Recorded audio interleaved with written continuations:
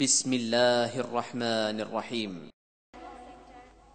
একটা শুধু একটা কথা বলবে কি না বলো, আকাশ পাতাল নিখিল জাহান কেমন করে হলো। একটা শুধু একটা কথা বলবে কি না বলো, আকাশ পাতাল নিখিল জাহান কেমন করে হলো। কার মহিমায় ঋণে ছিনে ঝর্ণা ধারা বয়, কার করুণায় অঝোর ধারায় বৃষ্টি বাদল হয়।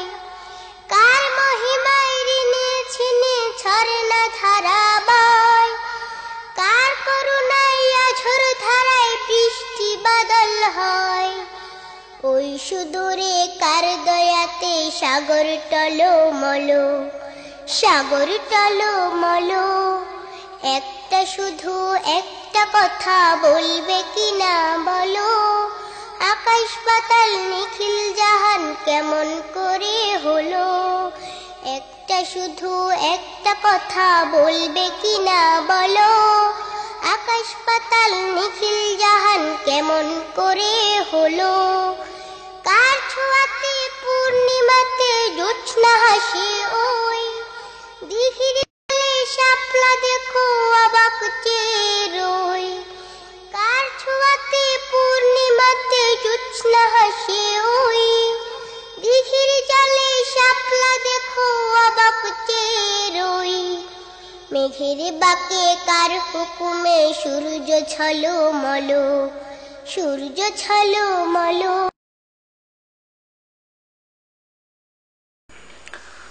السلام عليكم ورحمة الله وبركاته. إن الحمد لله نحمده ونستعينه ونعوذ بالله من شرور أنفسنا ومن سيئات أعمالنا. من يهده الله فلا مضل له ومن يضلل فلا هادي له، وأشهد أن لا إله إلا الله وحده لا شريك له، وأشهد أن محمدا عبده ورسوله. أما بعد، فإن خير الحديث كتاب الله، وخير الهدي هدي محمد صلى الله عليه وسلم، وشر الأمور محدثاتها، وكل محدثة بدعة، وكل بدعة ضلالة، وكل ضلالة في النار. الحمد لله, আমরা মহান রব্বুল আলামিনের প্রশংসা আদায় করছি, যিনি আজকে আমাদেরকে দ্বিতীয়বারের মতো একই বিষয়ে আলোচনা করা এবং শোনার জন্য এই জায়গায় সমাবেত করেছেন। আমরা এই জন্য আল্লাহ দরবারে লাখ কোটি শুকরিয়া বলি, আলহামদুলিল্লাহ। আল্লাহর কাছে দোয়া করি আল্লাহ রাব্বুল আলামিন যেন আমাদেরকে সত্য কথা, সঠিক কথা, কোরআন এবং সুন্নাহ সমর্থিত কথা বলার তৌফিক দান করেন, এবং সে অনুযায়ী যেন আমরা নিজেদের জীবনকে সুসজ্জিত করতে পারি। আল্লাহ আমাদের সেই তৌফিক দান করেন। সেই সাথে আরো তৌফিক দান করেন আমরা যেন কোরআন এবং সুন্নাহ বহির্ভূত যাবতীয় শিরক, বিদআত, কুফরি এবং মুনাফিকি থেকে যেন নিজেদেরকে রক্ষা করতে পারি। আমাদের বিষয়বস্তু সম্পর্কে ইতিপূর্বেই ঘোষণা দেওয়া হয়েছে, এবং গত মাসেও আমরা সেই বিষয়ে শুরু করেছিলাম, যে বিষয়টি ছিল ইসলামের দৃষ্টিতে সুফিবাদ। এই বিষয়টি অনেক দীর্ঘ, কারণ সুফি মতবাদ এমন একটি মতবাদ যে মতবাদ ইসলামের প্রত্যেকটা বিষয় থেকে, ইসলামের প্রত্যেকটা বিষয়কে নিয়ে আলোচনা করেছে, এবং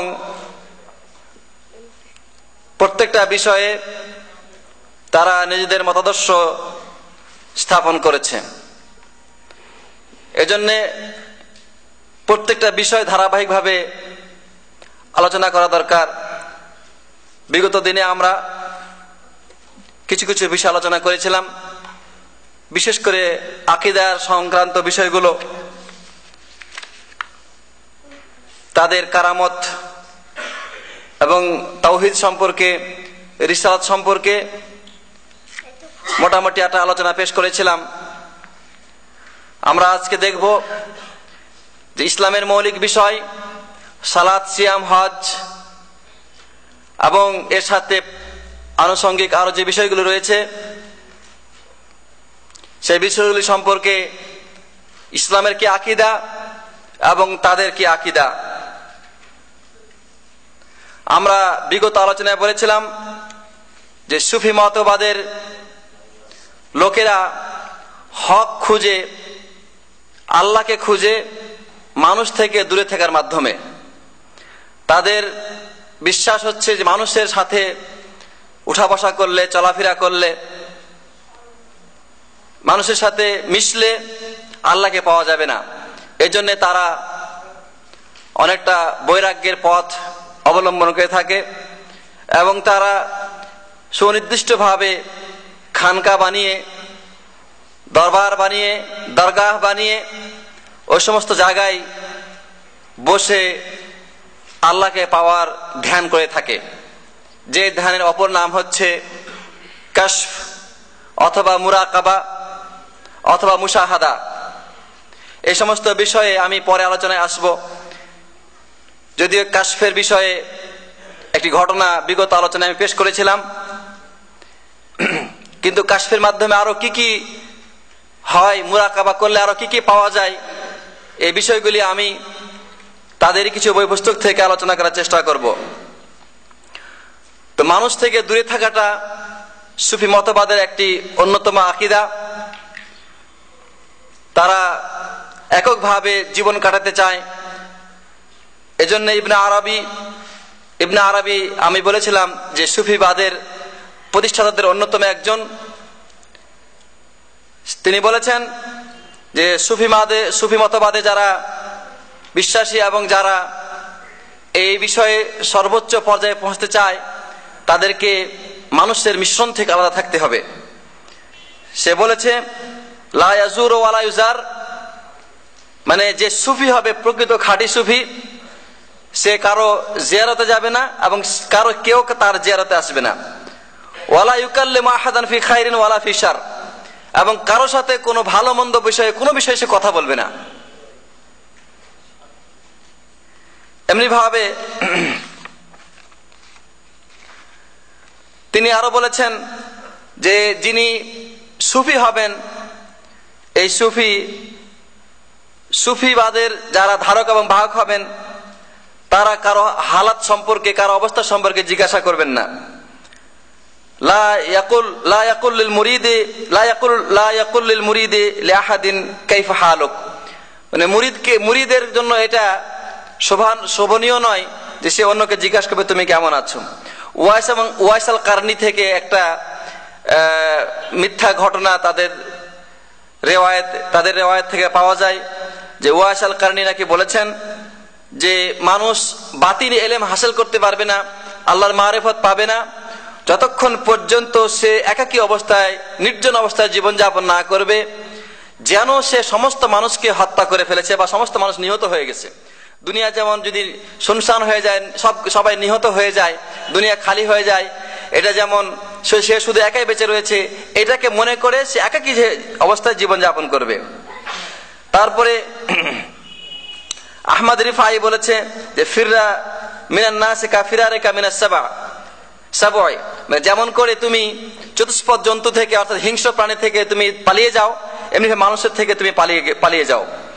শাজলি একজন সুফি মতবাদের প্রবর্তক, তিনি বলেছেন ইয়া রাব আকিল্লানি মিনান নাসি ফালা তাকাতা লি বিমুখালাতাতিহিম, যে হে আল্লাহ তুমি আমাকে মানুষের মিশ্রণ থেকে আলাদা করে দাও, কারণ এদের সাথে মিশে থাকলে আমি তোমাকে থেকে দূরে চলে যাব বা তোমাকে হারিয়ে ফেলবো।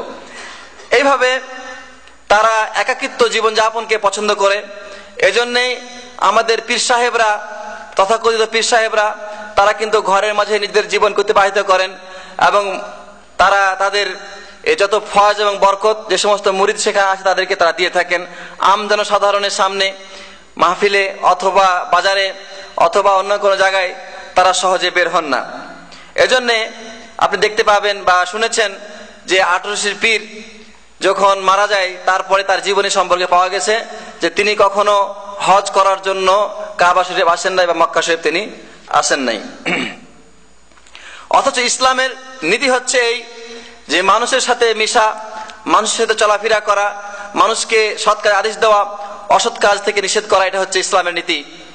বরং আল্লাহ নবী সাল্লাল্লাহু আলাইহি ওয়াসাল্লাম বলছেন যে যেই মুমিন মানুষের সাথে মিশে মানুষের দুঃখ কষ্ট যদি মানুষের পক্ষ থেকে আসে তাতে সে ধৈর্য ধারণ করে, সেই মুমিন হচ্ছে উত্তম শ্রেষ্ঠ ওই মুমিনের তুলনায় যে মুমিন মানুষের সাথে মেশে না এবং মানুষের দুঃখ কষ্ট সে সহ্য করতে পারে না। আল্লাহ নবী সাল্লাল্লাহু আলাইহি ওয়াসাল্লাম বলেছেন যে তাবাসসুমুকা ফি ওয়াজহিকা আখিকা সাদাকা, মুসলমানের সাথে দেখা সাক্ষাৎ হবে, তার সাথে মত বিনিময় হবে, তার সাথে দেখা করার সময় কথা বলার সময় তুমি যদি মুচকি হেসে কথা বলো এটা তোমার জন্য সাদাকার সওয়াব আছে। তো এই বিষয়ে তারা বৈরাগীদের সন্ন্যাসীদের পথ অবলম্বন করেছে।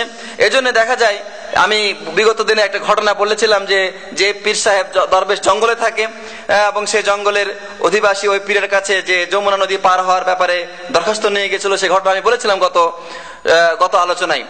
তো সে জঙ্গলে থাকার কারণ কি? কারণ বাইরে থাকলে, জনসমক্ষে থাকলে হয়তো সে মানুষের সাথে মিশে আল্লাহ থেকে দূরে চলে যাবে, এটা আল্লাহকে পাওয়ার জন্য মানুষ থেকে আলাদা হয়ে জঙ্গলে সে চলে গিয়েছে। সুফি মতবাদের আকীদার মধ্যে থেকে যেমন আল্লাহর প্রতি ভরসা, তাওয়াক্কুলের বিষয়ে তাদের অতিরঞ্জন রয়েছে। তারা আল্লাহর প্রতি এত ভরসা করে যে আল্লাহর প্রতি ভরসা করার কারণে তাদের খানা পিনা দরকার নাই, এবং আল্লাহর প্রতি ভরসা করার কারণে কোন ধরনের কোন উপায় উপকরণ অবলম্বন করার তো কোনো প্রয়োজন নাই। যেমন করে তারা বলে থাকে যে কোনো মানুষ যদি সফরে বের হয় তাহলে সে যেন কোনো ধরনের কোনো পাথেয় নিয়ে না বের হয়, কারণ পাথেয় নিয়ে যদি বের হয় তাহলে আল্লাহর প্রতি ভরসা থেকে সে দূরে চলে যাবে। যেমন ইব্রাহিম খাওয়াস নামে একজন সুফি বর্ণনা করছে, তাদের বই পুস্তকে ঘটনাগুলি রয়েছে, ইকাদুল হিমাম গ্রন্থে। তিনি বলছেন যে আমি একটা এলাকায় একজন ফকিরকে দেখলাম যে সে কোথাও যেন যাচ্ছে। আমি তাকে জিজ্ঞাসা করলাম তুমি কোথায় যাবে? সে বলছে আমি মক্কা যাব।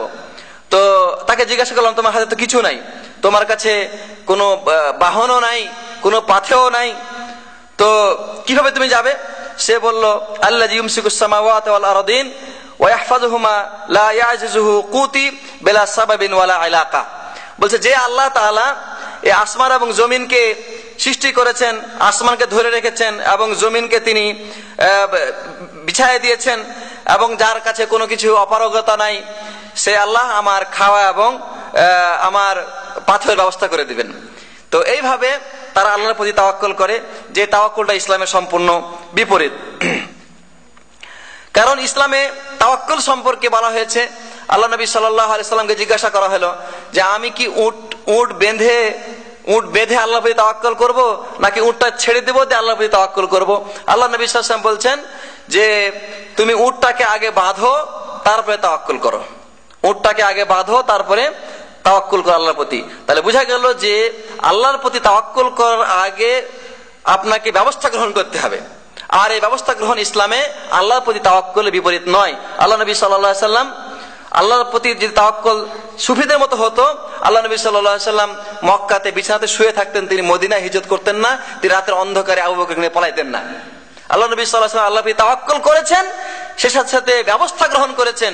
এবং ব্যবস্থাটা কিরকম দেখেন, যে নবীকে মারার জন্য যখন লোকেরা কাফেররা তার ঘর ঘিরে ধরেছে, তখন তিনি সেখান থেকে বের হয়ে গেছেন, বের হয়ে মদিনার দিকে না যেয়ে তিনি উল্টা দিকে গিয়েছেন এবং সেখানে গর্তের ভিতরে 3 দিন তিনি লুকাইয়াছিলেন। তাহলে এই কথার অর্থ এটা নয় যে আল্লাহ নবী সাল্লাল্লাহু আলাইহি ওয়াসাল্লাম আল্লাহর প্রতি তার তাওয়াক্কুল কম ছিল, ভরসা কম ছিল। জনক সুফি এইভাবে রাস্তায় বের হয়েছে, তো রাস্তায় চলছে আর তার ঠোঁট লড়তেছে। তাকে আরেকজন লোক দেখেছে, দেখে জিজ্ঞেস করছে, সালাম দিচ্ছে আসসালামু আলাইকুম। সে বলছে ওয়ালাইকুম আসসালাম। কোথায় যাচ্ছেন? তো বলছে যে আল্লাহর ঘর জিয়ারত করার জন্য যাচ্ছি।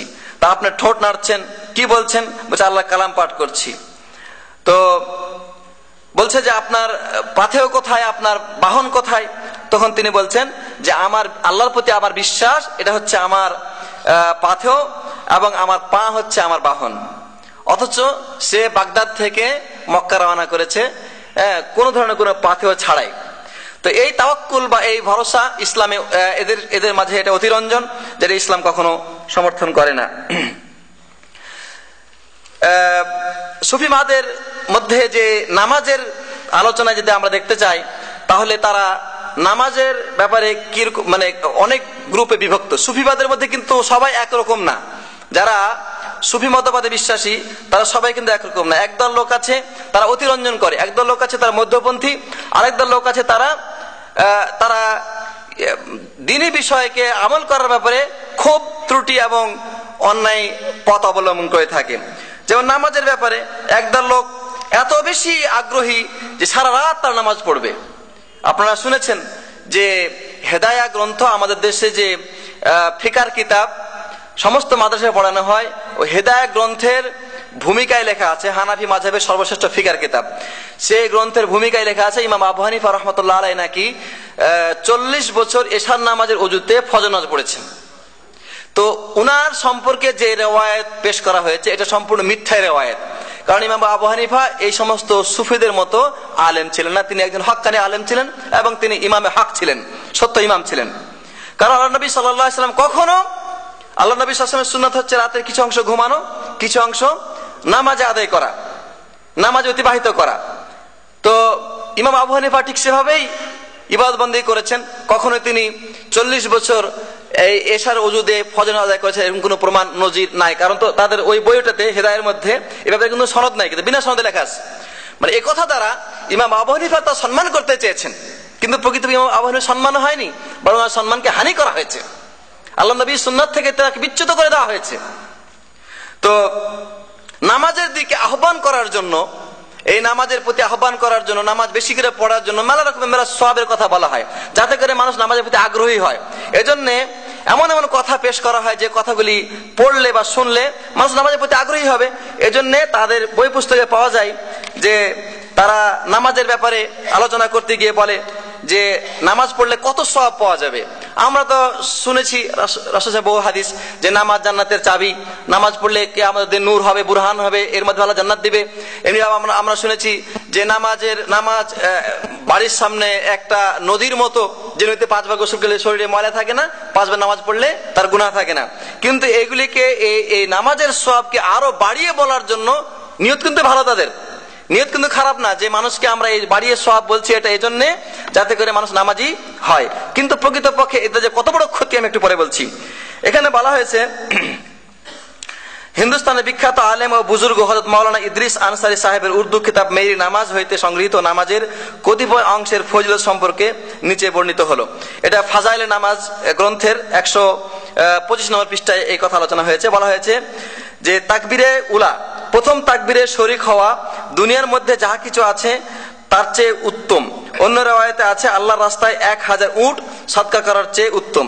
তার মানে কোন মানুষ তাকবীরে উলায় নামাজ পড়ে, ইমাম যখন নামাজ তাকবীর দেয় তখন নামাজ ছেড়ে তাকবীর দেয়, তাহলে এর মাধ্যমে সে 1000 উট সদকা করার চেয়ে বেশি সওয়াব পাবে।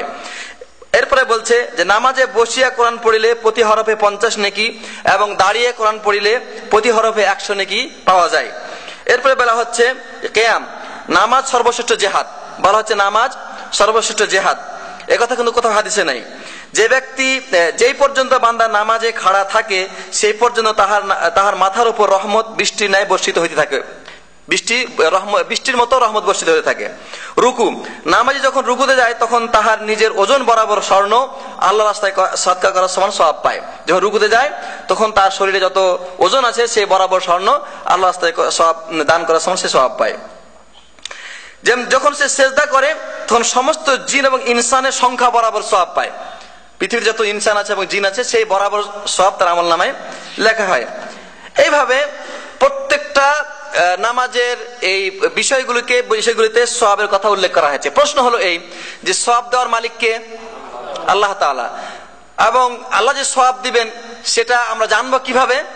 রাসূল করিম সাল্লাল্লাহু আলাইহি ওয়াসাল্লামের হাদিসের মাধ্যমে। এখন প্রশ্ন হলো এই যে নামাজে এই পদ্ধতি, এই অবস্থানগুলোতে যে এই সওয়াব পাওয়া যাবে, এই জ্ঞান আমাকে এবং আপনাকে কে দিল? কোথায় পেলাম এই কথা? এই কথাগুলো শুনলে একজন সাধারণ মানুষ যে নামাজ পড়ে না সে নিশ্চয়ই আগ্রহী হবে, সুবহানাল্লাহ এত সওয়াব, রুকু করলে নিজের সামান স্বর্ণ দান করলে এত সওয়াব পাওয়া যাবে, 1000 উট সদকা করার সওয়াব পাওয়া যাবে, চলো নামাজ পড়ি। হয়তো সে নামাজে চলে আসবে, কিন্তু এই সওয়াবের কথাগুলো তাকে বলা এবং এই মিথ্যা কথা, যে কথা আল্লাহ নবী সাল্লাল্লাহু আলাইহি ওয়াসাল্লাম বলে নাই, সেই মিথ্যা কথা বলার মাধ্যমে সে নিজের ঠিকানা জাহান্নামে করে নিয়েছে। আল্লাহ নবী সাল্লাল্লাহু আলাইহি ওয়াসাল্লাম বলছেন, মান কাযাবা আলাইহি মুতাআম্মিদান ফালিয়াতাবাওয়া মাকআদাহু মিনান নার। যে ব্যক্তি আমার প্রতি মিথ্যা আরোপ করে, আমি যা বলি না সে কথা যে ব্যক্তি উচ্চারণ করে, সে তার ঠিকানা জাহান্নামে করে নেয়। সুতরাং নামাজের ক্ষেত্রে বাড়াবাড়ি করতে গিয়ে তারা এভাবে হাদিস রচনা করে এবং মানুষকে অতিরিক্ত অতিরঞ্জন সওয়াবের কথা বলে, যে সওয়াবগুলি সম্পর্কে ইসলামে তার কোনো বর্ণনা নাই এবং আল্লাহ নবী সাল্লাল্লাহু আলাইহি ওয়াসাল্লাম থেকে কোনো আলোচনা পাওয়া যায় না। সুফিদের মধ্যে থেকে একদল লোক আছে যে তারা নামাজের ব্যাপারে বাড়াবাড়ি করে, নামাজের ব্যাপারে এটা বাড়াবাড়ি গেল, এবং নামাজের ব্যাপারে তারা অলসতা করে। যেমন জামাতে নামাজ পড়ে না। আপনারা জানেন আটরশির কথা, যেটা আমি শুনেছি আর কি, যে আটরশির পীর সাহেব কোনোদিন তিনি জামাত আদায় করার জন্য মসজিদ নিজের থেকে খানকা থেকে বের হয়ে মসজিদে আসেন না।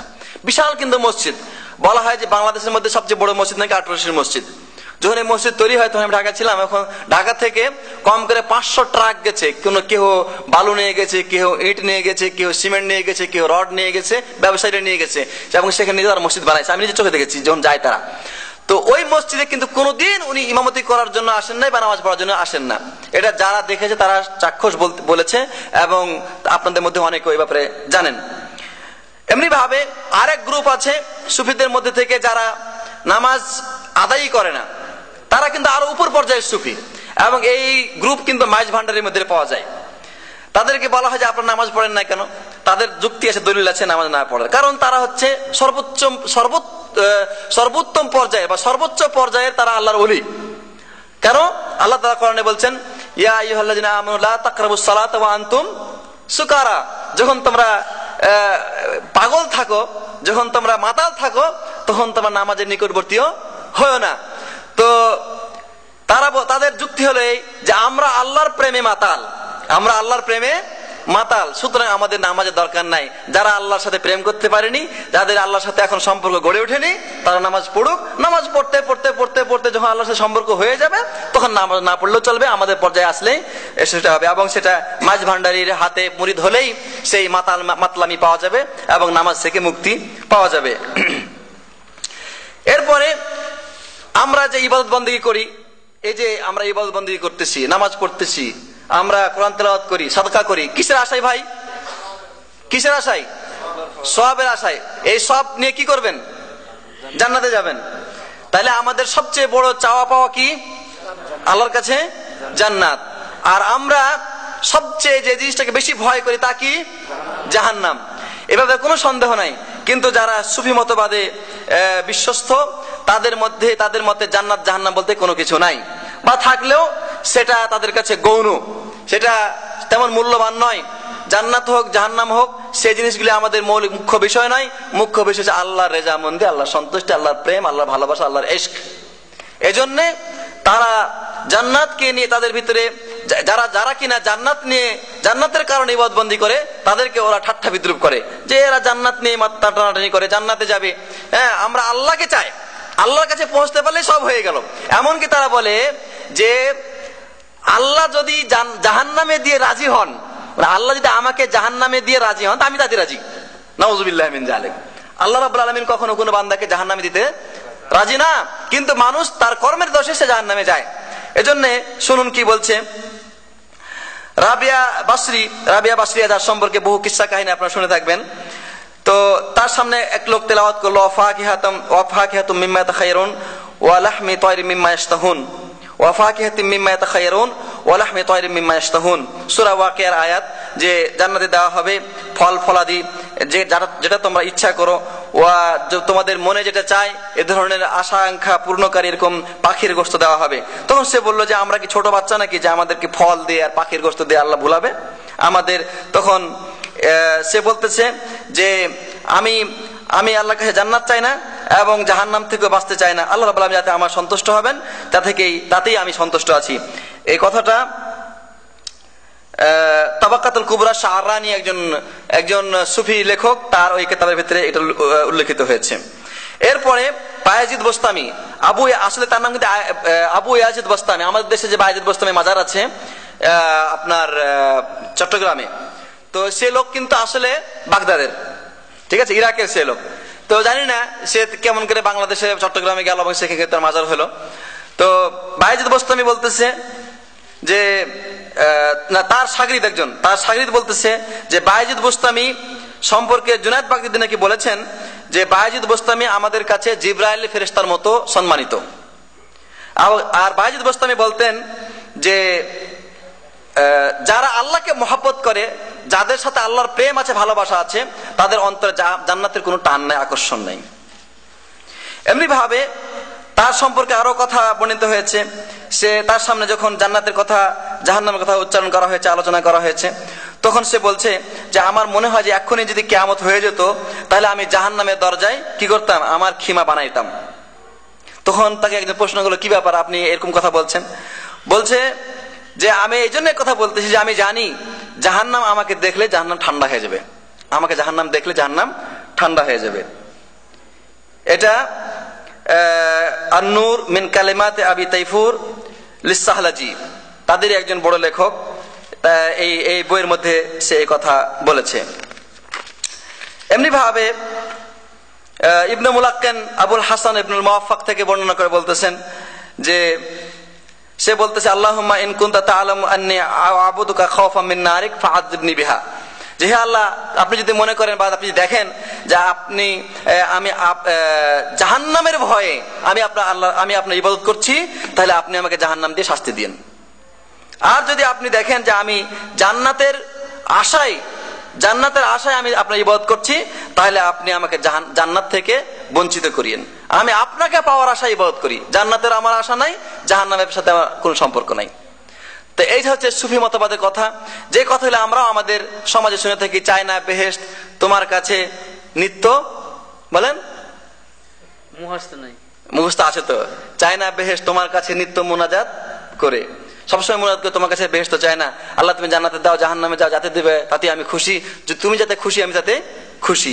তো এই হচ্ছে জান্নাত এবং জাহান্নাম সম্পর্কে তাদের আকীদা। এরপরে তাকদীর সম্পর্কে যে মুসলমানদের আকীদা হচ্ছে, বা জান্নাত জাহান্নাম সম্পর্কে আমরা জানি যে আল্লাহ নবী সাল্লাল্লাহু আলাইহি কোরআনে যে সমস্ত আয়াতগুলি বর্ণিত হয়েছে, অধিকাংশ আয়াতে আল্লাহ যেখানে জান্নাতের কথা নিয়ে এসেছেন সেখানে জাহান্নামের কথা নিয়ে এসেছেন, এবং জান্নাতের কথা যেখানে নিয়ে এসেছেন সেখানে বলেছেন যে ওয়াইদাত লিল মুত্তাকিন, এটা মুত্তাকিনদের জন্য আল্লাহ রাব্বুল আলামিন তৈরি করে রেখেছেন। আর যেখানে জাহান্নামের কথা এসেছে সেখানে বলা হয়েছে ওয়াইদাত লিল কাফিরিন, যে আল্লাহ তাআলা জাহান্নামকে তৈরি করে রেখেছেন কাফেরদের জন্য। এই যে আল্লাহ নবী সাল্লাল্লাহু আলাইহি ওয়াসাল্লাম তিনি কি করতেন, জান্নাত চাইতেন এবং জাহান্নাম থেকে আল্লাহর কাছে আশ্রয় প্রার্থনা করতেন। তিনি বলতেন, আল্লাহুম্মা ইন্নী আসআলুকাল জান্নাহ ওয়া মা ক্বাররাবা ইলাইহা মিন কাওলি ওয়া আমাল, হে আল্লাহ আমি তোমাকে জান্নাত চাই এবং এমন ধরনের কথা এবং কাজ করা তৌফিক চাই যে কথা এবং কাজ আমাকে জান্নাতের নিকটবর্তী নিয়ে যাবে। তিনি আরো দোয়া করতেন, আল্লাহুম্মা ইন্নী আউযু বিকা মিনান নার ওয়া মা ক্বাররাবা ইলাইহা মিন কাওলি ওয়া আমাল, হে আল্লাহ আমি তোমার কাছে জাহান্নাম থেকে আশ্রয় প্রার্থনা করছি এবং এমন ধরনের আমল এবং কথা থেকে আশ্রয় প্রার্থনা করছি যে কথা এবং কাজ আমাকে জাহান্নামের নিকটবর্তী করে দেয়। আল্লাহ নবী সাল্লাল্লাহু আলাইহি ওয়াসাল্লাম বিভিন্ন হাদিসে, অধিক সংখ্যক হাদিসে তিনি জান্নাতের কথা আলোচনা করেছেন, জান্নাতের কথা চাইতে বলেছেন। তিনি বলেছেন, তোমরা জান্নাত চাও তাহলে আল্লাহকে জান্নাতুল ফেরদাউস চাইও, কারণ জান্নাতুল ফেরদাউসের সর্বোচ্চ জান্নাত। অসংখ্য অগণিত হাদিস রয়েছে যে সমস্ত হাদিসে আল্লাহ নবী সাল্লাল্লাহু আলাইহি ওয়াসাল্লাম জান্নাত চেয়েছেন এবং জাহান্নাম থেকে আশ্রয় প্রার্থনা করেছেন। সুতরাং জান্নাত চাওয়া এবং জাহান্নাম থেকে আশ্রয় প্রার্থনা করা, এটা হচ্ছে প্রকৃত মুমিন এবং কোরআন এবং সুন্নাহর যারা অনুসরণকারী তাদের এটা পরিচয়। তাকদীর সম্পর্কে সুফিবাদের আকীদা কি এবং মুসলমানদের আকীদা কি? সুফিবাদের আকীদা হচ্ছে এই যে তাকদীর বলতে মানুষ মজবুর, মানুষের কোনো নিজস্ব কোনো ইচ্ছা নাই, সমস্ত ইচ্ছা আল্লাহ রাব্বুল আলামিন তার হাতে রয়েছে।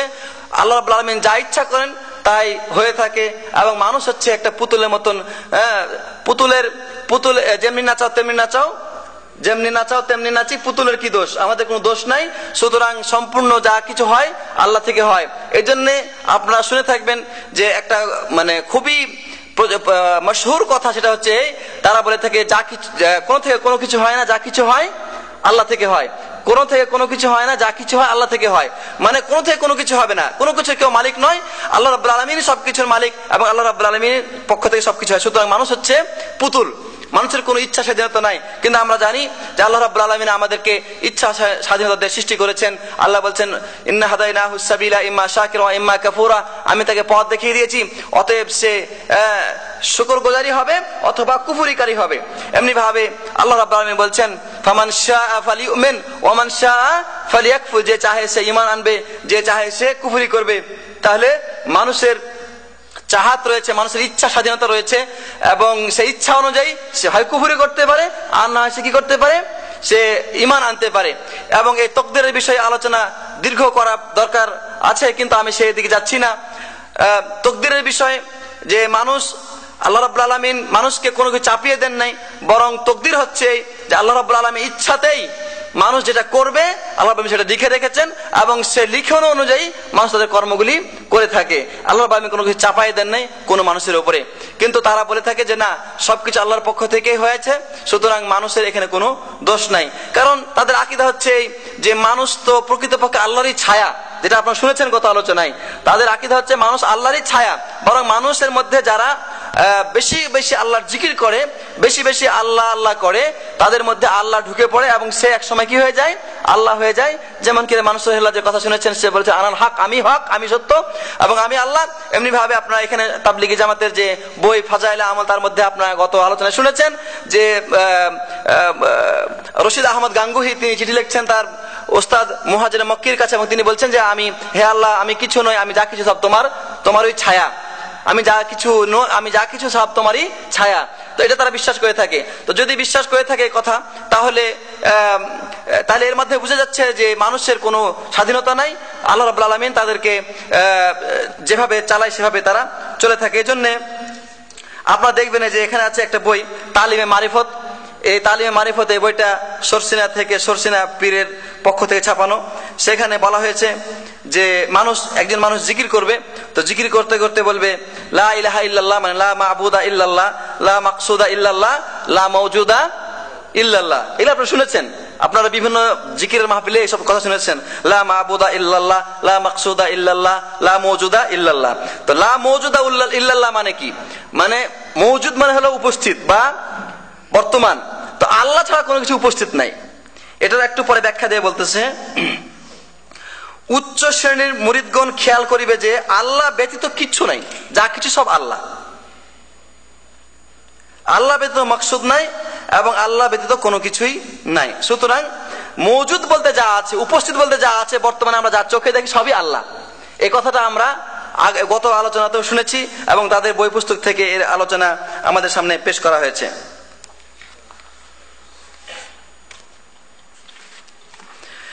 এরপরে সিয়াম সম্পর্কে তাদের ধারণা কি, রোজা সম্পর্কে ধারণা কি? রোজা সম্পর্কে ধারণা হচ্ছে এই যে ইসলামের ধারণা হচ্ছে যে রোজা রমজান মাসে ফরজ, আর অন্য যে সমস্ত দিনগুলিতে নফল রোজার বিধান আছে সেগুলি নফল রোজা, এবং অতিরিক্ত কেউ যদি করতে চাহে তাহলে সে একদিন রোজা রাখবে এবং একদিন রোজা ভঙ্গ করবে। আল্লাহ নবী সাল্লাল্লাহু আলাইহি ওয়াসাল্লাম বলেছে আফদালুস সিয়ামে সিয়ামু দাউদ আলাইহিস সালাম কানা ইয়াসুমু ইয়াওমান ওয়া ইফতিরু ইয়াওমান। সর্বশ্রেষ্ঠ সিয়াম হচ্ছে দাউদ আলাইহিস সালামের সিয়াম। তিনি কি করতেন? একদিন রোজা রাখতেন, একদিন রোজা ভঙ্গ করতেন।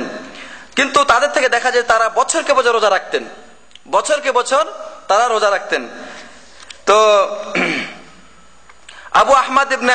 আবু রুয়াইম ইবনে আহমদ থেকে বর্ণনা হয়েছে, যা তিনি বলছেন যে আমি একদিন বাগদাদে দুপুর বেলায় এক রাস্তা দিয়ে হেঁটে চলেছি এক গলি দিয়ে। তো আমি খুব পিপাসিত হয়ে গেছিলাম। এরপরে এক বাড়ির দরজায় গিয়ে পানির জন্য একটু আহ্বান করলাম, ডাক দিলাম। তখন ওখান থেকে ছোট্ট একটা বালিকা পেয়ালা হাতে, গ্লাস হাতে পানি নিয়ে বের হয়ে আসলো। সে আমাকে দেখে বললো যে আপনি তো সুফি মানুষ, কেন আপনি পানি পান করবেন? সুফিরা কি দিনের বেলায় পানি পান করে? একথা শুনে তিনি বলছেন যে আমি লজ্জিত হলাম। এরপর থেকে কোনোদিনই সে ইফতার করে নাই, সে কোনোদিন ইফতার করে নাই, সর্ব অবস্থায় সে রোজা রেখেছে। এ ঘটনা কুশাইরির রিসালা নামক গ্রন্থে আছে, তুসির লুমা নামক গ্রন্থে আছে, রাওদাতুত তারিফ গ্রন্থে আছে। এরকম বহু ঘটনা এখানে বর্ণিত। যেমন জুনায়েদ, সে সারা বছর রোজা রাখতো। এমনি ভাবে বাইজিদ বুস্তামি সারা বছর সারা রাত নামাজ আদায় করতো এবং 30 বছর ধরে সে একাধারে রোজা রেখেছে।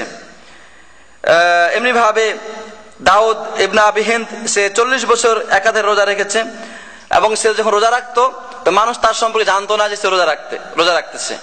বাড়ি থেকে যখন বের হতো তার হাতে রুটি নিয়ে বের হতো, তারপরে গোপনে সে দান করে দিত। মানুষে মনে করতো যে সে, বাড়ির লোকেরা মনে করতো সে মানুষের কাছে গিয়ে এই রুটি খাবে। এরপরে মানুষের থেকে যখন সে আবার বাড়ির মধ্যে আসতো তখন সে রুটি হাতে করে নিয়ে আসতো। মানুষে মনে করতো যে সে হয়তো বাড়িতে গিয়ে রুটি খাবে, কিন্তু সে রুটি দান করে দিত। এইভাবে 40 বছর সে একাধারে রোজা রেখে অতিবাহিত করেছে। এই ঘটনাও শাহরানী তবাকাত নামক গ্রন্থে বর্ণিত হয়েছে। এইভাবে বহু ঘটনা আছে, তাদের প্রত্যেকটা সুফিদের সম্পর্কে এরকম ঘটনা বর্ণিত হয়েছে। সেই ঘটনাগুলি একটা একটা আলোচনা করলে অনেক সময় দরকার, মৌলিকভাবে দুই একটা কথা আপনাদের শুনলেই ধারণা হয়ে যাবে।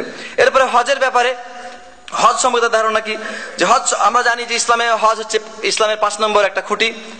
5টা খুঁটির মধ্যে 5 নম্বর খুঁটি হচ্ছে কি হজ, এবং আল্লাহ নবী সাল্লাল্লাহু আলাইহি ওয়াসাল্লাম হজ করেছেন, এবং হজ সামর্থ্যবানদের প্রতি ফরজ, এই কথা তিনি কোরআনে আল্লাহ উল্লেখ করেছেন, রাসূলুল্লাহ সাল্লাল্লাহু আলাইহি ওয়াসাল্লাম উল্লেখ করেছেন।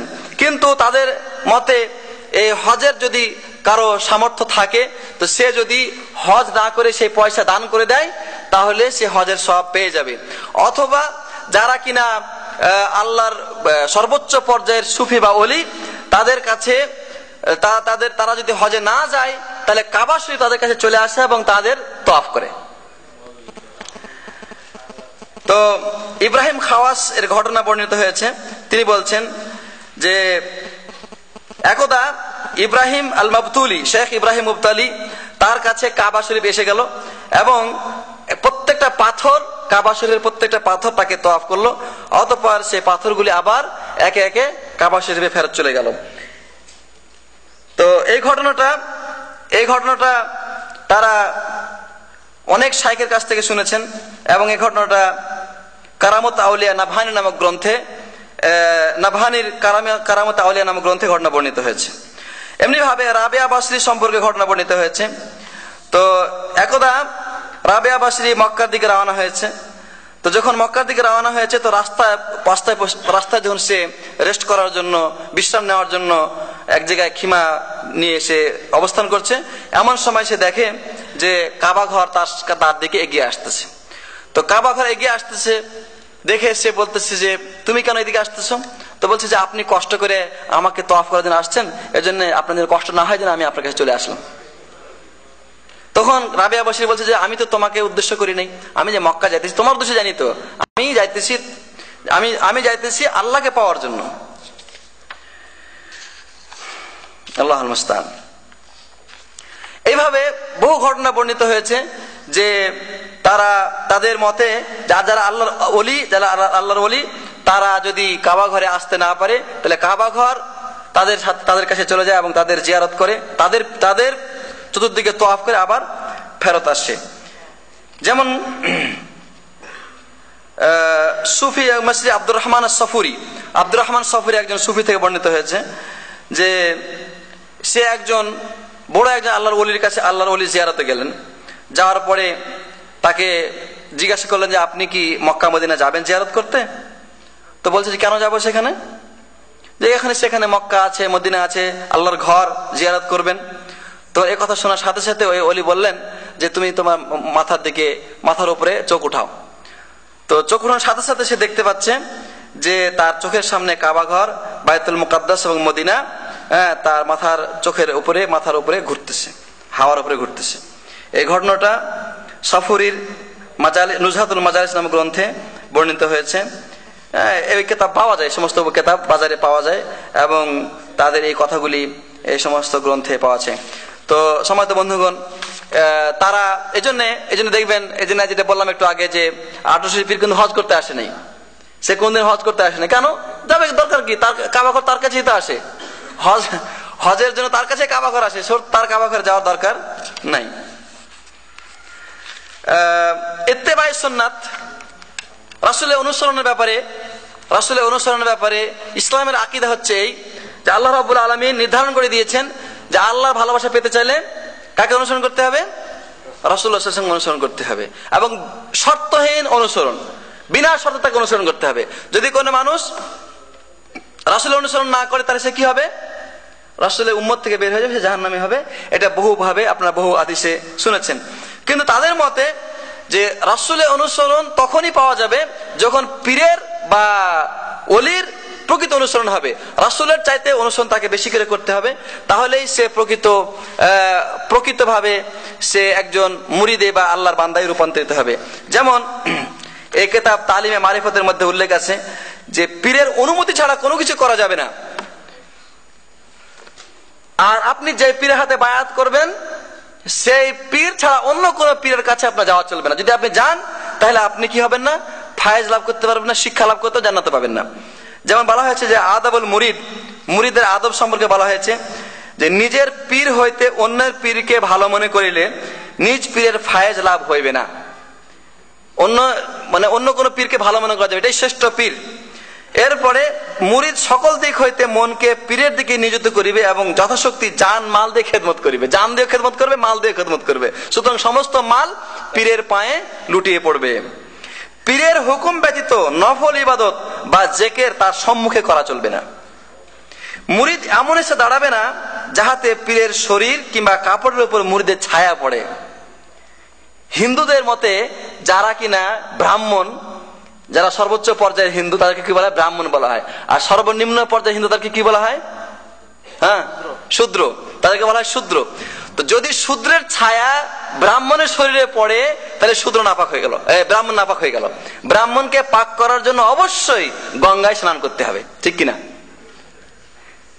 হিন্দুদের জিজ্ঞেস করে দেখেন, শূদ্রের ছায়া যদি ব্রাহ্মণের গায়ে পড়ে তাহলে ওই ব্রাহ্মণ নাপাক হয়ে যাবে এবং তাকে কি করতে হবে? গঙ্গায় স্নান করতে হবে। তো কোনো ফারাক আছে এখানে? পীর হচ্ছে সর্বোচ্চ পর্যায়ের ব্যক্তি, সুতরাং তার শরীরে শূদ্র নামক ওই মুরিদের ছায়া, নিকৃষ্ট মুরিদের ছায়া ফেলা যাবে না, বেয়াদবি হবে। পীরের জায়নামাজের উপরে পা রাখিবে না, তাহার অজু গোসলের স্থানে অজু গোসল করিবে না, পায়খানা সম্বন্ধে রূপ জানিবে। পীরের ব্যবহৃত খাস বর্তন, পেয়ালা ইত্যাদি ব্যবহার করিবে না। পীরের সম্মুখে পানাহার করিবে না, কাহারো সহিত আলাপ আলোচনা করিবে না, বা অন্য কোনো দিকে অন্য কারো প্রতি মোতাবাজ্জি হবে না বা কারো দিকে তাকাবে না, শুধুমাত্র তার চেহারা মোবারকের দিকে তাকিয়ে থাকবে। পীরের সম্মুখে কিংবা পশ্চাতে বসিয়া কিংবা পীর যেদিকে থাকেন সেদিকে পাও বিস্তার করিয়া বসিবে না, থুতু ফেলিবে না। পীরের সকল কাজ ভালো মনে করিবে, ভালো করে শুনেন, পীরের সকল কাজ ভালো মনে করিবে, যদিও প্রকাশ্যে উহা ভালো মনে না হয়। মানে প্রকাশ্য ভাবে যদি পীর ব্যভিচারও করে, পীর যদি ব্যভিচারও করে, মদও খায়, আপনি মনে করবেন কি এটা ভালো কাজ করতেছেন। কেন? পীরেরা যারা কামেল পীর, তারা আল্লাহর পক্ষ থেকে ইলহাম পাওয়ার পরেই তারা কি করে? এই সমস্ত কাজ করে থাকে। তার মানে যে কাজটা সে করতেছে আল্লাহর পক্ষ থেকে ওহী হয়ে সে করতেছে। কাজেই পীরের কাজে তাৎপর্য বুঝিতে না পারিলে তাহাতে কোনো প্রতিবাদ করতে পারবে না। পীরের মুরিদের মনে কোনো প্রকার সন্দেহ উপস্থিত হলে তখন পীরের নিকট আরজ করিবে। পীর বুঝাইয়া দিলে যদি মন না বুঝে তবে নিজের ত্রুটি মনে করে। পীর বুঝাইয়া দিল কিন্তু মনে মানলো না, এটা কি হইতে পারে নাকি? মনের মধ্যে বলছে যে না এটা সঠিক না, কিন্তু তারপরে মনে করবে যে না পীরের কথাটাই ঠিক, আমারটাই ভুল। কোনোভাবেই পীরের প্রতি কোনো প্রকার দ্বিধা ভাব বা দ্বিধাদ্বন্দ্ব থাকা চলবে না। এর হলে আদাবুল মুরিদ বা মুরিদের আদব। এগুলিও তাদের ওই বই পুস্তকে ব্যাপক আকারে লেখা আছে, অনেকগুলি, এখানে প্রায় 19টা আদব দেওয়া আছে। এবং সেই আদবগুলি রক্ষা করে না চললে একজন মানুষ প্রকৃত মুরিদ হতে পারবে না। বরং এখানে আছে পীরের হাতে মুরিদ এমন ভাবে থাকিবে যেমন গোসলকারীর হাতে মৃত ব্যক্তি। মানে যেমন একটা লাশ যেমন একটা জিন্দা মানুষের সামনে, ওই লাশের যেমন কোনো নড়াচড়া ভালো মন্দ কোনো ক্ষমতা নাই, পীরের হাতে মুরিদ ঠিক এরকম লাশের মতো হয়ে থাকবে। ঠিক আছে? আল্লাহুল মুস্তাআন। আউযু বিল্লাহি মিনাশ শাইতানির রাজিম। সবাই বলেন আল্লাহুম্মা আউযু বিল্লাহি মিনাশ শাইতানির রাজিম। এটা হচ্ছে মানে সুফি মতবাদ যারা বিশ্বাস করে তাদের আকীদা এবং তাদের রীতিনীতি। এগুলি তো আমার কাছে আরেকটা বই ছিল, বইটা আনা হয়নি, সেটা হচ্ছে পীর ধরা অকাট্য দলিল। তার মধ্যে বলা হয়েছে যে আল্লাহ বলছেন যে কুনু মা'আস সাদিকিন, তোমরা সত্যবাদীদের অন্তর্ভুক্ত হয়ে যাও। তো এখানে সত্যবাদী বলতে পীর, সুতরাং পীরের মুরিদ হও। ওখানে আরো লেখা আছে, আল্লাহ বলছেন আল্লাযিনা আমানু তাকুল্লাহা ওয়াবতাগু ইলাইহিল ওয়াসিলা, হে ইমানদারগণ তোমরা আল্লাহকে ভয় করো এবং তার কাছে ওসিলা অনুসন্ধান করো।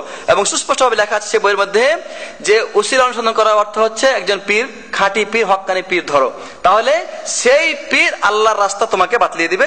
এবং নানা যুক্তি দেওয়া আছে, প্রেসিডেন্ট প্রধানমন্ত্রীকে যাওয়ার জন্য যেমন মন্ত্রী দরকার, এমপি দরকার, ঠিক এমনি ভাবে আল্লাহকে যাওয়ার জন্য পীর দরকার, পীর ছাড়া সেখানে যাওয়া যাবে না। অনেক লম্বা বিষয় আলোচনা মেলায় করে দরকার, কিন্তু সময় আমাদের কম।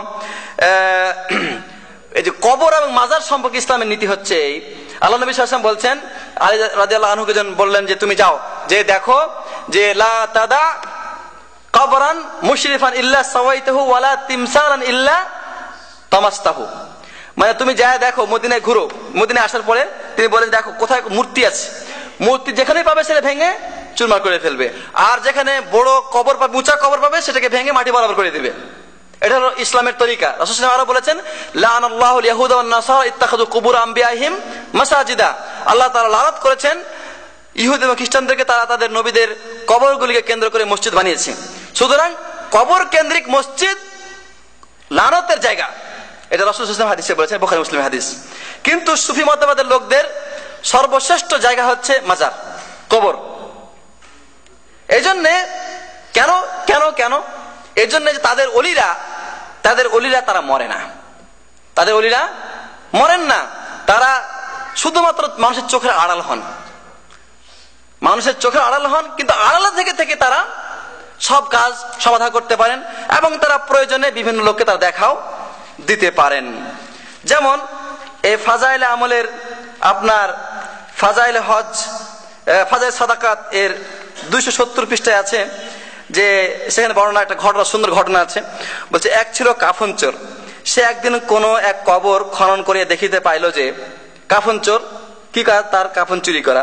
সে দেখতে পেল যে একজন লোক তখ্তের উপর বসিয়া কোরআন শরীফ তেলাওয়াত করিতেছে, তখ্তের উপর বসিয়া কোরআন শরীফ তেলাওয়াত করিতেছে। তখ্তের তলদেশ দিয়ে একটা নহর জারি হইয়াছে, সে জান্নাতের নহর চলতেছে এখানে। ইহা দেখিয়া কাফন চোর আতঙ্কে বেহুশ হইয়া পড়িল। 3 দিন পর তাহার হুঁশ হইল। হালত জিজ্ঞাসা করা হইলে পুরা কেসা শুনাইল। মানুষ সেই কবর দেখিবার জন্য আগ্রহ প্রকাশ করিল, যে কোথায় সেই কবর, চলো আমরা দেখি।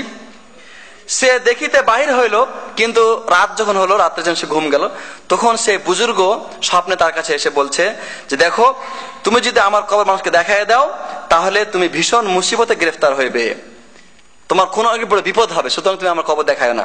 তাহলে ওই যারা সুফি মতবাদের লোক, যারা আল্লাহর ওলি, তারা মারা যাওয়ার পরেও কি কবরে বসে কোরআন তেলাওয়াত করতে পারে, এটা তার প্রমাণ। শেখ আবু ইয়াকুব সানুসি বলেন, আমার একজন মুরিদ আমার নিকট আসিয়া বলিল, আমি আগামীকাল জোহরের সময় মরিয়া যাইব। কখন? কবে? আগামীকাল জোহরের সময় মারা যাব। তাহার কথা মতো অপর দিন জোহরের সময় সে হারাম শরীফে আসিল ও তোয়াফ করিল এবং কিছু দূর গিয়া মরিয়া গেল। আমি তাহাকে গোসল দিলাম ও দাফন করিলাম। যখন তাহাকে কবরে রাখিলাম তখন সে চক্ষু খুলিল। আমি বলিলাম, মৃত্যুর পরে কি জীবিত থাকা যায় নাকি? সে বলিল, আমি জীবিত আছি এবং আল্লাহর প্রতিটি প্রেমিকই জীবিত থাকেন। এটা হলো রওদ নামক গ্রন্থে এই ঘটনা উল্লেখিত আছে।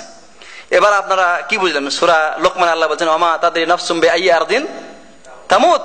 কোন মানুষ জানে না কখন এবং কোন সময় তার মৃত্যু হবে। আর এটা তো আল্লাহর ওলি না, একজন মুরিদ, একজন মুরিদ। ইয়াকুব সানুসি বলছে আমার এক মুরিদ। তো মুরিদ যদি জানতে পারে যে আগামীকাল জোহরের সময় তার মৃত্যু হবে, পীরের অবস্থা বলার অপেক্ষা রাখে না, উনি আজরাইলকে বাইন্ধে রাখতে পারেন। এই জন্য নাকি আব্দুল কাদের জিলানী একটা ঘটনা আছে না, যে এক বুড়ি এসে বলছিল যে তুমি যে এত বড় পীর, তা আমার ছেলে যে পানিতে ডুবে মারা গেছে তুমি তারা জিন্দা করে দেখাও। তখন সে পীরে কি বলেছিল? আব্দুল কাদের জিলানী বলেছিল যে আল্লাহ তুমি তার ছেলেকে জিন্দা করে দেখাই দাও, হ্যাঁ, যদি জিন্দা করে না দেখাতে আওয়াজ সমঝে উল্টে এলাম। তখন আল্লাহ কি করেছে, ওই সমস্ত মানুষকে জিন্দা করেছে, ওই তার ছেলেকে জিন্দা করেছে এবং সমস্ত লোক যারা নকটে মারা গেছে সবাইকে নাকি জিন্দা করে দিয়েছে। আপনারা শুনেছেন এটা, যুক্তিবাদী ক্যাসেটে বা বিভিন্ন ক্যাসেটে আপনারা শুনে থাকবেন। তো এই ধরনের ঘটনা তাদের মুখ থেকে শোনা যায় এবং এগুলি হচ্ছে আপনার কুফরি আকিদা।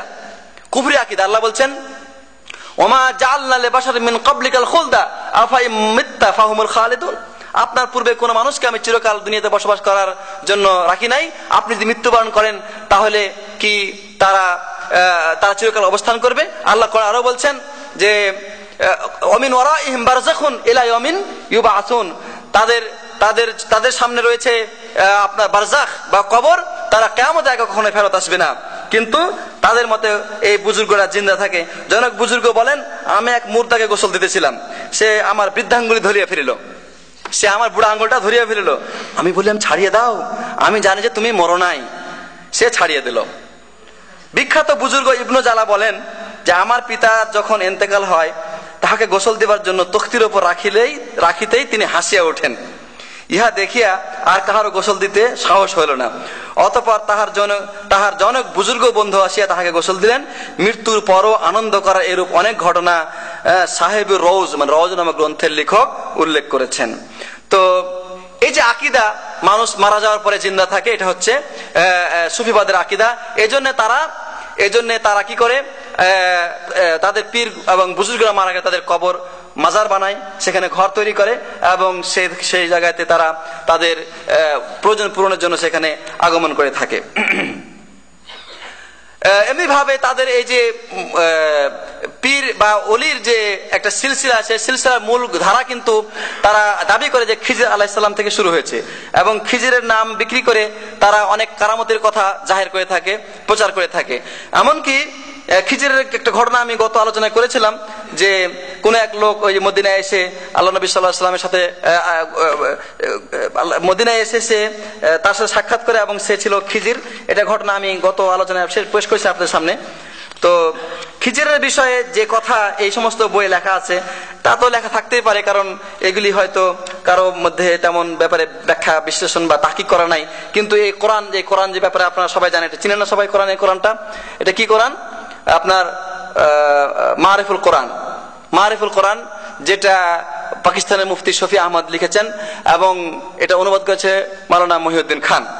তো সে কোরআনের মধ্যে ওই তাফসির এর মধ্যেও কিন্তু এই আকীদা উল্লেখ করা আছে যে খিজির এখনো জিন্দা আছে। তাফসিরের মধ্যে আপনি সূরা কাহাফে যাবেন এবং সূরা কাহাফের তাফসিরে আপনি এটার 817 নম্বর পৃষ্ঠায় দেখবেন।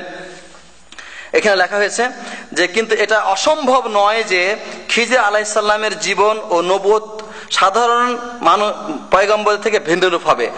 মানে খিজির আলাইহিস সালাম অন্যদের থেকে আলাদা হবেন, তাকে আল্লাহর পক্ষ থেকে সৃষ্টিগত দায়িত্ব অর্পণ করা হয়েছে, মানে সৃষ্টির কিছু দায়িত্ব আল্লাহ তাআলা তাকে দিয়েছেন, এজন্য এখনো সে জিন্দা আছে। তাই তিনি সাধারণ মানুষ থেকে আলাদাভাবে নিজের কাজে নিয়োজিত আছেন। তিনি মানুষের চোখে আলাদা থাকেন এবং তিনি নিজের কাজ করে চলেছেন। যে অনেক আমাদের সমাজে তো আমরা বলি পানির পীর হচ্ছে কি খোয়াজ খিজির, এজন্য পানিতে পেশাব করা নিষেধ। পানিতে পেশাব করলে নাকি কি হয়? হ্যাঁ, কি হয় বলেন? খোয়াজ খিজিরকে কষ্ট দেওয়া হয় বা খোয়াজ খুজির উপরে পেশাব যায়, নাউজুবিল্লাহ। তো এরকম কথা তারা বলে থাকে। অথচ রাসূল হাদিসে বলেছেন যে পানিতে পেশাব করা, বিশেষ করে যেটি পানিটা আপনার বদ্ধ পানি, সে বদ্ধ পানিতে গোসল করা নিষেধ করেছেন।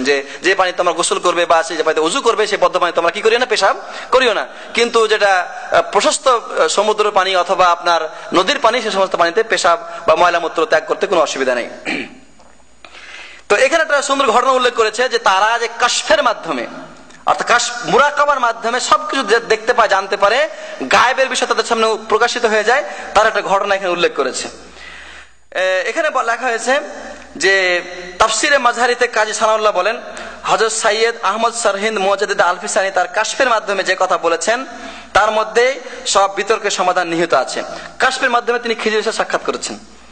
তিনি বলেন, আমি নিজে কাশফ জগতে, কাশফ বলতে যেটা মুরাকাবা করে চোখ বন্ধ করে ধ্যান করে যেটা পাওয়া যায় আর কি, কাশফ জগতে খিজিরের সাথে সাক্ষাৎ করেছি। এ ব্যাপারে জিজ্ঞাসা করেছি তাকে।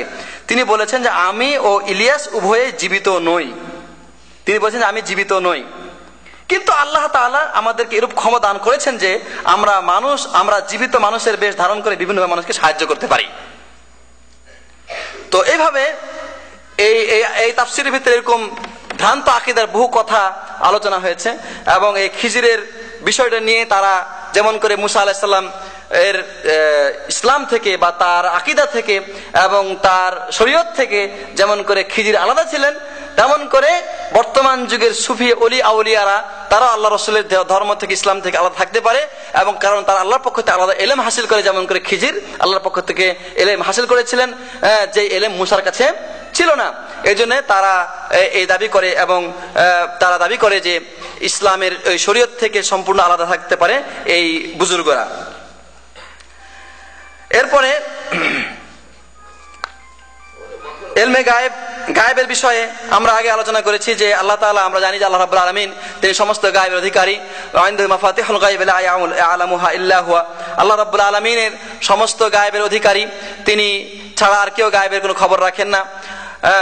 আল্লাহ নবী সাল্লাল্লাহু আলাইহি ওয়াসাল্লামকে আল্লাহ বলতে বলেছেন, কুল লা আমলিকু লিনাফসি নাফআন ওয়ালা দাররা, ইল্লা মাশাআল্লাহ ওয়ালা কুনতু আ'লামুল গায়ব লাস্তাকসারতু মিনাল খায়র, আপনি বলে দিন যে আমি নিজের ভালো মন্দ করার কোনো ক্ষমতা রাখি না আল্লাহ রাব্বুল আলামিনের অনুমতি ছাড়া। আমি যদি গায়েব জানতাম তাহলে আমি আরো ভালো কাজ বেশি করে করতাম। ওমা মাসসানি সু, এবং আমি কখনো বিপদে পড়তাম না। এইভাবে আল্লাহ রাব্বুল আলামিন তার রাসূলকে বলতে বলেছেন। সুতরাং আল্লাহ রাব্বুল আলামিন ছাড়া কেউ গায়েবের খবর বলতে পারে না। কিন্তু যারা কিনা সুফি মতবাদের লোক, তারা বিশ্বাস করে যে গায়েবের কিছু কিছু খবর ওলিদের কাছেও এসে থাকে এবং ওলিরাও মানুষের উপকার সাধন করতে পারে এবং তারা বিভিন্ন অবস্থায় বিভিন্ন সময় মানুষের বিপদ আপদে তাদের কাছে উপস্থিত হতে পারে। এমনি ভাবে ইসলামী আকীদা হচ্ছে এই কিয়ামতের দিন সুপারিশ বা শাফাআত করার মালিককে একমাত্র আল্লাহ নবী সাল্লাল্লাহু আলাইহি সাল্লাম। আল্লাহ রাব্বুল আলামিন শাফাআত করার যাকে অনুমতি দিবেন সেই শাফাআত করবে এবং রাসূল করিম সাল্লাল্লাহু আলাইহি সাল্লাম তিনি শাফাআত করবেন। শাফাআতে কুবরার অধিকারী হচ্ছে আল্লাহ নবী সাল্লাল্লাহু আলাইহি সাল্লাম। যখন সমস্ত মানুষ আদম থেকে শুরু করে নূহ, এরপরে মুসা, এরপরে ঈসা, সমস্ত নবীর কাছে আসবেন, আল্লাহ নবী সাল্লাল্লাহু আলাইহি সাল্লাম কি করবেন? তাদের জন্য শাফাআত করবেন এবং তখন হিসাব নিকাশ নেওয়া শুরু হবে। এই শাফাআত শুধুমাত্র কিয়ামতে আল্লাহর অনুমতি সাপেক্ষে আল্লাহ নবী সাল্লাল্লাহু আলাইহি ওয়াসাল্লাম করবেন। মান যাল্লাযী ইয়াশফাউ ইনদাহু ইল্লা বিইজনিহি, আল্লাহর কাছে তার অনুমতি ছাড়া কে সুপারিশ করতে পারে? কিন্তু যারা পীর, যারা সুফি, যারা ওলি, তারা তাদের মুরিদদের জন্য সুপারিশ করবেন, তারা শাফাআত করবেন। এমনকি আমাদের সমাজে এই বিষয়টা এমন আকার ধারণ করেছে যে লোকটা ধরেন যে একটু পরহেজগার হয়, আল্লাহর ওলি হয় বা একটু ইমাম হয় এবং ভালো নামাজি হয়, কিছু তাবিজ টাবিজ দিতে পারেন এবং সমাজে তার একটা অবস্থান রয়েছে, সুন্দর ওয়াজ করতে পারেন, উনি আল্লাহর ওলি এবং উনি সুপারিশ করবেন। আমি একটা ঘটনা আপনার সামনে ইতিপূর্বে বলেছি। এই জুবেল দাওয়াত সেন্টারে এক ভাই আমাকে এসে বলেছে, বহুত আগের কথা, 4-5 বছর আগের কথা। উনি আমাকে এসে বলছেন যে ভাই, আমি তো দাড়ি রাখতাম না আগে, তো মসজিদে গিয়ে নামাজ আদায় করতাম। তা আমাকে আমাদের যে ইমাম সাহেব উনি ডবল ডাইরেল পাস, উনি আমাকে একদিন বললেন যে বাবা, তুমি তো ভালো নামাজ পড়ো, তো তুমি দাড়িটা রাখো। তুমি যদি দাড়ি রাখো তাহলে আমি কিয়ামতের দিন তোমার জন্য আল্লাহর কাছে সুপারিশ করব। তখন তো আমি দাড়ি রেখে দিয়েছি। এরকম একটা ধারণা আমাদের আলেমদের ভিতরে রয়েছে যে আলেমরা মনে করে, যারা বেশি আমলদার, তারা মনে করে যে আমরা পার পেয়ে গেছি, খালাস, এজন্য আমাদের হাতে মুরিদ হইতে হবে এবং আমরা কি করব? সুপারিশ করব। আমরা ইতিপূর্বে বহুবার আপনাদের সামনে বলেছি যে চরমনায় পীর সাহেবের আকীদা হচ্ছে এই যে সে তার মুরিদদেরকে কি করবে? কবরে তাদের প্রশ্নের উত্তর বলে দেবে এবং কিয়ামতে তাদেরকে সুপারিশ করবে। এজন্য তারা মানুষকে এই বিষয়গুলির প্রতি আহ্বান জানায় এবং বলে তোমরা হক্কানি পীরের হাতে বায়াত করে থাকো। তাদের মধ্যে আমি যেটা গায়েবের বিষয়ে একটা কথা আমার রয়ে গেছে, সেটা হচ্ছে গায়েবের মাধ্যমে, গায়েবের বিষয়ে তারা জানতে পারে কিসের মাধ্যমে? মুরাকাবার মাধ্যমে। এবং মুরাকাবার মাধ্যমে তারা কি করে? সমস্ত নবীদের সাথে সাক্ষাৎ করতে পারে, কথা বলতে পারে, এমনকি জান্নাতে যেতে পারে, জান্নাতে যেতে পারে এবং ফেরেশতাদের সাথে সাক্ষাৎ হতে পারে। যেমন এই কিতাবের ভিতরে লেখা আছে যে যখন আপনি মুরাকাবা করবেন তখন মুরাকাবার মাধ্যমে আপনার মুসার সাথে সাক্ষাৎ হতে পারে। এরপরে আল্লাহ সামিউন, আল্লাহ বাসিরুন, আল্লাহ আলিমুন, আল্লাহ কাদিরুন, এই জিকির মুরাকাবা করলে জিকিরের নিয়মকানুন লেখা আছে যে কিভাবে করতে হবে, ডান থেকে বামে, বাম থেকে উপরে, উপর থেকে নিচে, এভাবে জিকির করলে বলছে উক্ত জিকিরে উরুজ ও নুজুল দ্বারা দিল সাফ হয়ে থাকে এবং এর মাধ্যমে কি হয়? আম্বিয়া আলাইহিমুস সালামের রূহ এবং ফেরেশতাদের সহিত সাক্ষাৎ হতে পারে। এমনকি বেহেশত দোজখেও সে ঘুরে আসতে পারে, বেহেশত দোজখেও সে ঘুরে আসতে পারে। এমনি ভাবে মুরাকাবা আরো অনেকগুলি আছে, যেমন হাকিকতের কি সুলতান নিসার, সুলতানানাসিরা, এটা তো এই মুরাকাবার যে সমস্ত বিষয় রয়েছে তার মধ্যে বলছে যে এই মুরাকাবা করলে আল্লাহ নবী সাল্লাল্লাহু আলাইহি ওয়াসাল্লামের সাক্ষাৎ হবে। এরপরে আরেকটা মুরাকাবা মোকামে তাসলিমের মুরাকাবা, এর মধ্যে এই মুরাকাবা হযরত ইব্রাহিম এবং ওমর রাদিয়াল্লাহু আনহুর সাথে সাক্ষাৎ হবে, আইয়ুবের সাথে সাক্ষাৎ হবে, এই মুরাকাবার মাধ্যমে আদমের সাথে সাক্ষাৎ হবে। এরকম বহু মুরাকাবা আলোচনার ভিতরে রয়েছে। সুতরাং একজন মানুষ যে কিনা আল্লাহর সাথে সাক্ষাৎ পেতে চায়, যে কিনা নবীদের সাথে সাক্ষাৎ পেতে চায়, তাদের কথা শুনতে চায়, তো তারা এরকম মুরাকাবা করবেই, কারণ এই মুরাকাবার মাধ্যমে যেতে এগুলো পাওয়া যাচ্ছে। সুতরাং অসুবিধাটা কি? তো মুরাকাবার মাধ্যমে যে আল্লাহ রাসূলকে পাওয়া যায় তার একটা ঘটনা এই আলোচনার ভিতরে রয়েছে। এখানে ফাজাইলে দুরুদের ভিতরে যে একজন লোক একজন হজে গেছে আর কি। তো হজে যে যুবক তার মাকে নিয়ে যাচ্ছে, তো একজন লোক তাকে বলতেছে, এক আলেম আর কি, বলতেছে যে আপনি কি মারিফত জানেন? তো বলছে হ্যাঁ আমি জানি। তো কি মারিফত? আমার মারিফতের ইলম অনুযায়ী উনি প্রত্যেক কদমে কদমে দরুদ পড়ে, আল্লাহুম্মা সাল্লি আলা মুহাম্মদ, আল্লাহুম্মা সাল্লি আলা মুহাম্মদ, এভাবে প্রত্যেক কদমে কদমে সে দরুদ পড়ছে। তো জিজ্ঞেস করছে যে আপনি এই দরুদ পড়ছেন তার কারণ কি? তো বলছে ফাজাইল দরুদের 126 পৃষ্ঠায় এই ঘটনাটা আছে। সে বলল যে আমি আমার মায়ের সাথে হজে গেছিলাম, তো পথের মধ্যে আমার মা মারা যায়। তো এই সময় তাহার মুখ কালো হয়ে যায় এবং পেট ফুলে যায়। আমার মনে হলো উনি অনেক বড় পাপ করেছেন। তাই আমি আল্লাহর দরবারে হাত উঠে দোয়া করতে থাকলাম। তখন দেখলাম যে হেজাজের দিক থেকে, হেজাজ মানে আরবের দিক, যেটা মক্কা মদিনা এই এলাকায় হেজাজ বলা হয়, হেজাজের দিক থেকে এক খণ্ড মেঘ ভেসে আসলো এবং সেখান থেকে একজন লোক উপস্থিত হলো এবং সে আমার মায়ের মুখে হাত বুলাইয়ে দিল এবং তার পেটে হাত বুলাইয়ে দিল। এবং সাথে সাথে কি হলো, তার যে পেট ফুলে গেছিল সেই পেটটা সুন্দর হয়ে গেল বা পেট ফোলা চলে গেল এবং তার মুখমণ্ডলটা রোশন হয়ে উঠলো। তখন আমি জিজ্ঞাসা করলাম যে আপনি কে, যার ওসিলায় আল্লাহ তাআলা আমার মায়ের এই মুসিবতকে কাটিয়ে দিয়েছেন? তো তিনি বলছেন যে আমি হচ্ছি তোমার নবী মুহাম্মদ সাল্লাল্লাহু আলাইহি ওয়াসাল্লাম। আমি আরজ করিলাম যে হুজুর আমাকে কিছু ওসিয়ত করুন। তখন হুজুর বললেন তুমি প্রত্যেক কদমে যখন পা উঠাবে তখন তুমি একবার বলবে আল্লাহুম্মা সাল্লি আলা মুহাম্মদ ওয়া আলা আলি মুহাম্মদ। এই জন্য প্রত্যেক কদমে কদমে সে আল্লাহুম্মা সাল্লি আলা মুহাম্মদ ওয়া আলা আলি মুহাম্মদ পাঠ করে থাকে। এটা হচ্ছে মানে সুফি মতবাদের যারা আল্লাহর ওলি, তাদের আল্লাহ রাসূলের সাক্ষাতে দিদারের ঘটনা। স্বপ্নের মাধ্যমে যে সমস্ত ঘটনা আছে সেগুলো তো আপনারা শুনেছেন, যে আল্লাহ রাসূলের মসজিদে গিয়ে বলছে আমি আপনার মেহমান, রাত্রে শুয়েছে, ফেরেশতা এসে নাকি রাসূল এসে তাকে রুটি দিয়েছে, ঘুম থেকে উঠে দেখে অর্ধেক রুটি তার হাতে রয়েছে। এরকম বহু গাঁজাখুরি ঘটনা এই সমস্ত বই পুস্তকে উল্লেখিত রয়েছে। যাই হোক, আল্লাহ সম্পর্কে আমাদের বিশ্বাস হচ্ছে যে আল্লাহ রাব্বুল আলামিন ৭ আসমানের উপর থেকে তিনি আমাদের দেখেন এবং তিনি আমাদের শুনেন এবং তিনি আমাদের জ্ঞান রাখেন, তত্ত্বাবধান করেন। কিন্তু ওদের আকীদা হচ্ছে কি আল্লাহ রাব্বুল আলামিন তিনি সব জায়গায় সবকিছুতে বিরাজমান রয়েছেন। এই ঘটনা আমরা আগে বলেছি। কিন্তু সেই সাথে সাথে যারা আল্লাহর ওলি তারাও সব জায়গাতে সর্বক্ষেত্রে তারা বিচরণ করেন। যখনই কোনো মুরিদ বিপদে পড়ে সে মুরিদের উপকারের জন্য বা তার উদ্ধারের জন্য সাথে সাথে তারা সেখানে উপস্থিত হয়ে থাকেন। এরকম আকীদা তাদের ভিতরে রয়েছে। আরো অনেক ঘটনা রয়েছে। যাই হোক, আমরা যে বিষয়গুলি এখানে আলোচনা করলাম, মূল কথা হচ্ছে যে সুফি মতবাদের আকীদা বা এই বিশ্বাসটা অধিকাংশ ক্ষেত্রে শুধুমাত্র কল্পনার সাথে সম্পৃক্ত এবং মানুষকে প্রকৃত ইসলাম থেকে কাল আল্লাহ এবং কাল রাসূল, আল্লাহ বলেছেন রাসূল বলেছেন, এই আকীদা থেকে ফেরানোর জন্য মানুষের পূজা করা, মানুষের ইবাদত করার দিকে সেই মতবাদ মানুষকে আহ্বান করে থাকে। এই জন্য এই সুফি মতবাদের মাধ্যমে ইসলামের যতটুকু ক্ষতি হয়েছে অন্য কোনো মাধ্যমে ইসলামে এত ক্ষতি হয়নি। কারণ তারা এমন কিছু জিনিস ইসলামের মধ্যে প্রবেশ করিয়েছে যে জিনিসগুলি প্রকৃতপক্ষে ইসলামের মধ্যে নাই বা ছিল না। তারা অতিরঞ্জন করতে গিয়ে, বেশি মহব্বত দেখাতে গিয়ে, বেশি ভালোবাসা দেখাতে গিয়ে তারা মানুষকে আল্লাহ আসনে বসিয়েছে এবং মানুষের ইবাদত করার জন্য আহ্বান জানিয়েছে। এই জন্য তাদের এই চক্রান্ত থেকে, তাদের এই ষড়যন্ত্র থেকে আমাদেরকে নাজাত পাওয়ার চেষ্টা করতে হবে। মনে রাখবেন যে ওরা তখনই আমাদেরকে ব্যবহার করতে পারবে যখন আমরা কোরআন এবং সুন্নাহর প্রকৃত জ্ঞান থেকে দূরে চলে যাব। মনে রাখবেন আমাদের মূর্খতা, আমাদের কোরআন এবং সুন্নাহ সম্পর্কে অজ্ঞতা তাদের পুঁজি। তারা যে ব্যবসা করে সেই ব্যবসার পুঁজি হচ্ছে কি? আমাদের অজ্ঞতা। কোরআন এবং হাদিসের প্রকৃত জ্ঞান থেকে আমরা দূরে থাকার কারণেই তাদের সম্ভব হয়েছে আমাদেরকে নিয়ে তারা ছিনিমিনি খেলে ব্যবহার করে। এজন্য আমরা একটা ল্যাংটা ফকির দেখলে মনে করি কি যে আল্লাহ কার মধ্যে কি না কি আল্লাহ দিয়েছে, সুতরাং এখানেও কিছু দাও, কিছু না কিছু হাসিল হবে। উনি আল্লাহর ওলি, আল্লাহর ফকির, আল্লাহর জন্য সবকিছু ত্যাগ করে দিয়েছেন। তো আল্লামা মাওলানা আবু তাহের বর্ধমান রহমতুল্লাহ আলাইহি একজন বড় আলেম ছিলেন। তিনি খুব মজা করে ঘটনা বলতেন যে আল্লাহর ফকির রাস্তায় হেঁটে চলেছে, তো ফকিরের শরীরে কোনো কাপড় নাই। তো বলছে যে কি দরবেশ ভাই আপনি উলঙ্গ অবস্থায়? বলছে যে আমি উলঙ্গ, আমি মারেফতের কাপড় পরে আছি, সেটা তোমরা বুঝবে না। মারেফতের কাপড় তো আপনার ওটা কি দেখা যাচ্ছে?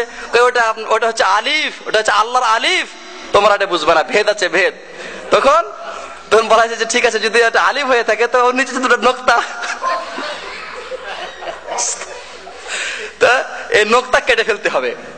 যারা কিনা এই মতবাদ দিকে আহ্বান করে তাদের নোক্তা কেটে ফেলতে হবে, তাদের জ্বর উল্টে ফেলতে হবে।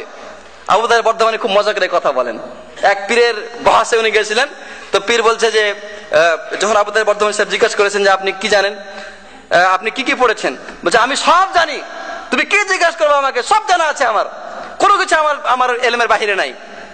তখন আবু তালেব বর্ধমান সাহেব বলেছেন যে ঠিক আছে, তো চারজন যুবক বলছে আপনারা উঠে দেখেন উনার গুপ্তাঙ্গে কতটি লোম আছে, উনি বলুক কতটি লোম আছে, যদি ভুল বলে থাকে তাহলে আপনারা গুনে দেখবেন।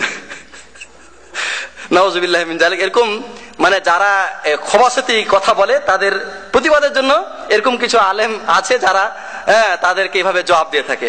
তো আল্লাহ রাব্বুল আলামিন এদেরকে হেদায়েত করুন, এবং এরা যে প্রকৃতপক্ষে মানুষকে ইসলাম থেকে বিভ্রান্ত পথে আহ্বান করে এটা বলার অপেক্ষা রাখে না। এই পীর মুরিদি এটা একটা ব্যবসা, এই ব্যবসা এর মূল হচ্ছে এই সুফিতন্ত্র, সুফি মতবাদ, যেটাকে যারা কিনা কোরআনের এই আয়াতগুলিকে হাদিসগুলিকে অপব্যাখ্যা করে মানুষকে তাদের পথে আহ্বান করে, তাদের থেকে আমাদের সাবধান হতে হবে এবং আমাদের ঈমান আকীদা আল্লাহ ও রাসূলের দিকে এবং সাহাবায়ে কেরাম সালাফে সালেহিনের দিকে ফিরে নিয়ে আসতে হবে। মনে রাখবেন যে আবু বকর, ওমর, ওসমান, আলী, ইমাম আবু হানিফা, ইমাম মালিক, ইমাম আহমদ বিন হাম্বল, ইমাম বুখারী, ইমাম মুসলিম, ইমাম আহমদ বিন হাম্বল, ইমাম তিরমিজি, ইমাম নাসাই, আবু দাউদ, এদেরকে কখনো আপনার কোনো বইয়ে কোনো পুস্তকে দেখেছে এদেরকে বলা হয় যে সুফি ইমাম বুখারী, সুফি আবু বকর, সুফি ওমর? এদেরকে কখনো তো এই নামে ডাকা হয় না। তাহলে এদেরকে কেন সুফি নামে আহ্বান করা হবে?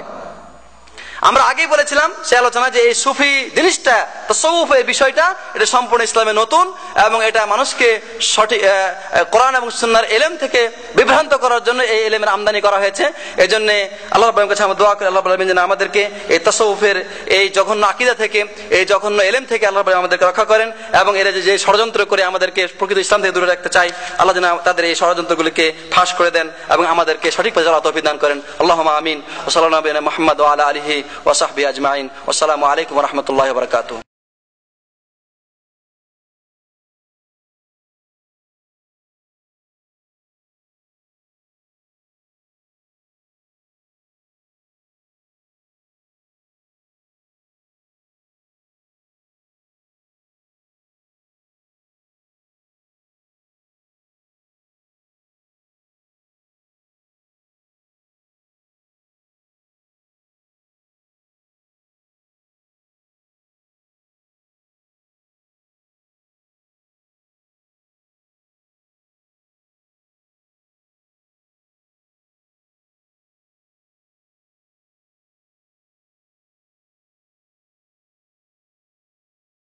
বিসমিল্লাহ।